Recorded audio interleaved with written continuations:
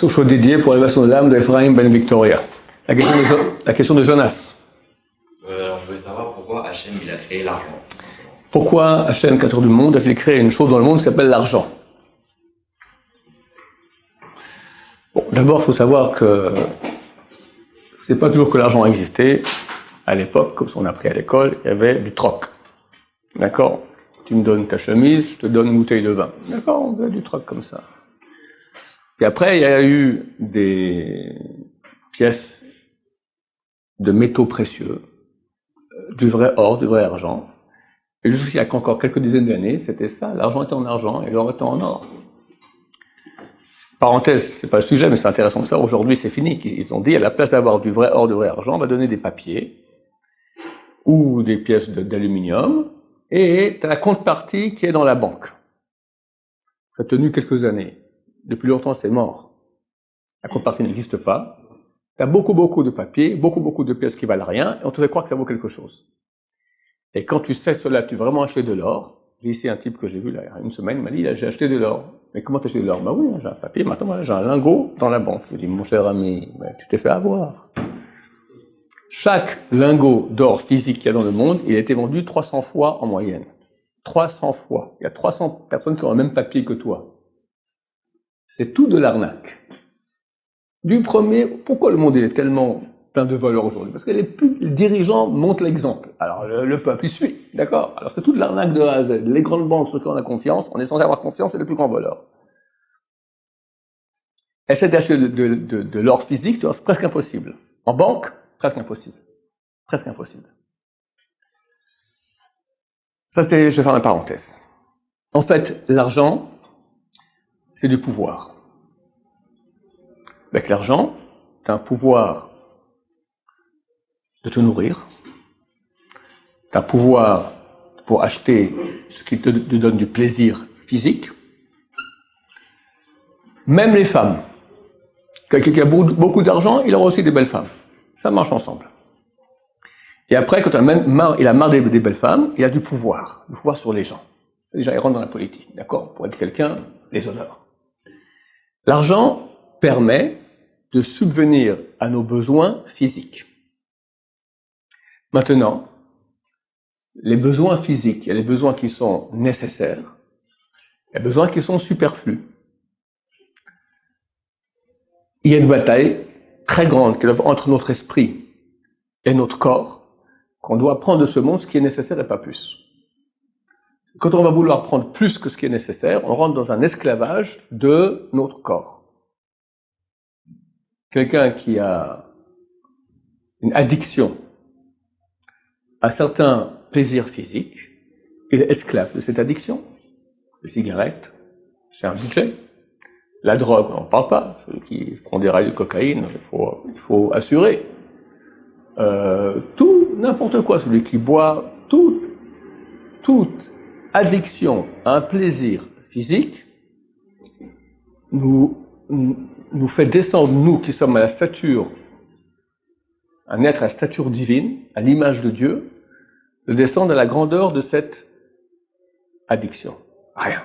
Tu es esclave de quelques petits papilles gustatives de ta langue ou d'autres organes du corps. D'accord? Il y a une bataille très grande. La société occidentale, elle se bat pour contraire développer ça. Développer même des plaisirs, des besoins qu'on n'avait pas normalement. Fais voir des pubs, des choses qui vont créer chez toi des besoins qui n'existent pas. La voiture, par exemple. Alors, moi, je viens de Genève. J'ai vu, dans ma jeunesse, je crois qu'il n'y a aucun pays au monde où il y a autant de Rolls-Royce au mètre carré. D'accord? La Rolls, c'est une voiture, bien. Je crois que la Rolls, la meilleure de l'époque, elle ne vaut pas le taco d'aujourd'hui. Point de vue de la sécurité, de tous les paramètres techniques. Aujourd'hui, le taco le plus nul, il vaut la Rolls de l'époque. Mais, donc ça veut dire quoi? Ça veut dire qu'on aurait pu très bien se contenter d'un taco de l'époque, d'une Rolls de l'époque, encore mieux. Mais, on crée chez nous maintenant, il y a une concurrence, t'as pas le dernier cri, la dernière voiture. Alors, non seulement au niveau de l'épidermique du ton postérieur, c'est pas aussi agréable, c'est terrible. Parce que quand tu roules dans un taco il y a 50 ans, ça fait un peu teuf, alors qu'aujourd'hui, ça fait un peu moins. Quelle souffrance pour l'épidermique du postérieur. 20 000 €. C'est important. Et surtout, le regard des autres. Le regard des autres. Tu prends un taco, comment on te regarde? Tu prends la dernière Jaguar ou la dernière BMW coupée, je sais pas, d'accord, comment on te regarde? C'est ça l'argent. L'argent, c'est le pouvoir que j'ai maintenant de satisfaire des besoins physiques en grande partie inutiles. Il y a ce qui est utile, le strict nécessaire, oui.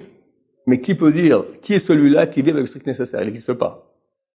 La question, c'est combien tu as superflu? Beaucoup, ou un peu moins, un peu moins, un peu moins, un peu moins. Mais c'est clair que on crée une concurrence et une recherche de l'argent, te faisant croire qu'avec cela, tu vas satisfaire tous tes besoins. Et c'est vrai. Plus tu en as, plus tu satisfais. Mais tu satisfais quoi? Tu satisfais ton corps. Or, l'assouvissement des plaisirs du corps ne donne pas le bonheur. Il empêche un peu le malheur. C'est quelqu'un qui n'arrive pas à finir ses fins de mois et puis ne peut pas offrir à manger à ses enfants ou un cadeau quand il faut à sa femme ou à ses enfants, alors il a une certaine tension, un certain plaisir, une certaine tension, c'est dur, d'accord? Et le fait d'avoir l'argent permet de ne pas avoir cette tension. Mais ça s'arrête là. Il y a personne qui s'est réalisé parce qu'il avait de l'argent. Vous avez vu, c'est à peu près même le contraire. Ceux qui ont beaucoup d'argent, soit ils tombent dans des folies de plaisir du monde, ils perdent toute stature humaine, enfin animale, soit ils passent à autre chose. Ils ont compris que le bonheur n'est pas là, ils cherchent autre chose. Ça dépend à quel point ils ont une finesse d'âme ou pas. Le bonheur provient assurément d'une chose que l'argent ne peut pas acheter. Il vient d'une richesse spirituelle. Et c'est clair que la recherche de l'argent, plus que ce qu'il en faut, elle casse la recherche du spirituel. Comme dit Maïmonide, la construction spirituelle est la destruction du matériel. Et la destruction du matériel, la construction du matériel est la destruction du spirituel. C'est l'un proportionnellement à l'autre, proportionnellement inverse à l'autre. Maintenant, en hébreu, l'argent se dit kesef. Kesef, c'est un du mot. Kesef, c'est dire attirant. C'est attirant. C'est super. Ça attire. Parce que, effectivement, ça permet d'assouvir mes besoins physiques.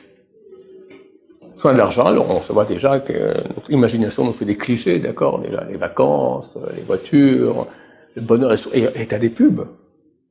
Tu les vois comme ça, il est souriant, elle derrière lui, blonde, souriante aussi, avec les enfants, avec les cocotiers. C'est joli. Tu vas là-bas au cocotier, t'as pas forcément le même bonheur. Elle est où la femme? Elle est où les enfants? Elle est où l'unité dans le couple? Ça n'existe pas, ça. Et ça s'achète pas avec de l'argent, c'est clair. Vu qu'il n'y a rien, le monde occidental qui est basé sur le corps, il n'a rien d'autre à proposer. Et il ne se trouve pas que les gens tombent en dépression. Alors, ils créent sans cesse des nouveaux besoins, et comme ça, une course effrénée pour encore plus. Si ça s'arrête, alors toute l'économie s'écroule, et surtout, qu'est-ce qu'on fait? On n'a pas rien à faire. Donc, on fait vivre aux gens, ça, depuis l'école. Tu dois arriver à ton bac, sinon t'as un raté, après tu vas faire un bac plus, sinon t'as un raté, après t'as un papier après. Et en fonction de ton compte, du nombre de zéros que tu as dans ton compte en banque, t'as réussi ta vie. C'est une chose plus ridicule que ça. N'importe quel gosse de 16 ans, il comprend que c'est pas là. Mais il n'y a rien d'autre à la place. Et tout le monde fait comme ça. Alors on rentre aussi et on a peur aussi qu'on soit pauvre. C'est vrai. Être pauvre, c'est pas agréable. Mais encore une fois, tu peux trouver un juste milieu. Tu ne demande pas d'être pauvre, mais prends ce qu'il faut. Correct. Bien. Pas plus. Ça, c'est le but qu'il faut viser. Correct. Pour pouvoir le reste de son énergie, pas l'investir pour la recherche de l'argent, c'est-à-dire des plaisirs du corps, mais pour les plaisirs de l'âme qui sont eux qui nous remplissent, qui sont vraiment la vraie richesse.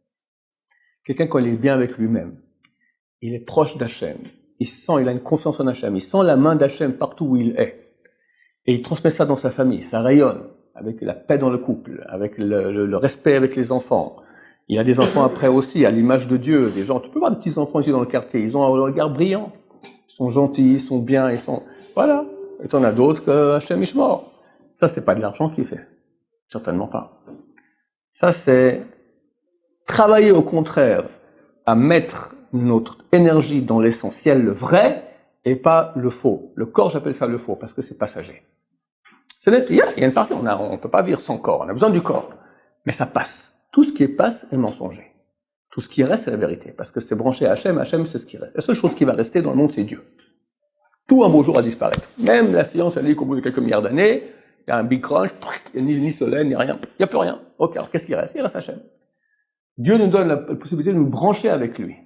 Et quand je me branche avec lui, je deviens éternel aussi. Pas mon corps. Un beau jour, quand on lui dit bye-bye, t'as bien travaillé, et nous on continue. Et ça remplit la personne. Et le corps aussi, il est content de ça. Le corps, quelque part, il a été créé pour me servir. Et pas que moi je le serve. Et quand il fait son rôle de me servir, il est épanoui. Les maladies.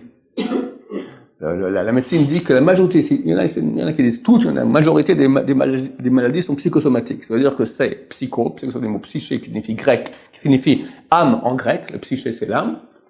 Soma, c'est le corps. Ça veut dire tu as un symptôme dans le corps qui provient d'une source qui est dans le psyché, dans l'âme. On est d'accord, presque toute la médecine est d'accord que tout vient du psyché. Tu as un médecin qui soigne le psyché, tu n'en as pas un seul. Ils ne connaissent pas. Ils ont ouvert un truc qui s'appelle psyché logos. Logos, c'est la science, psychologie. Les sciences du psyché, mais il va en tâtonnant. Chaque 10 ans, il y a une nouvelle méthode qui sort. Oui, non, ça sert un peu, mais en tâtonnant, ils ne connaissent pas. Ils ne savent pas ce que c'est. Parce qu'ils n'ont pas les outils pour. La Torah ne parle que du psyché. La Torah, c'est le monde, le système de fonctionnement de l'âme. C'est ça qu'on a reçu. Pas plus grand cadeau que cela. Maintenant, quand tu vas réaliser ton âme, alors elle est en bonne santé, forcément le corps il ira bien aussi.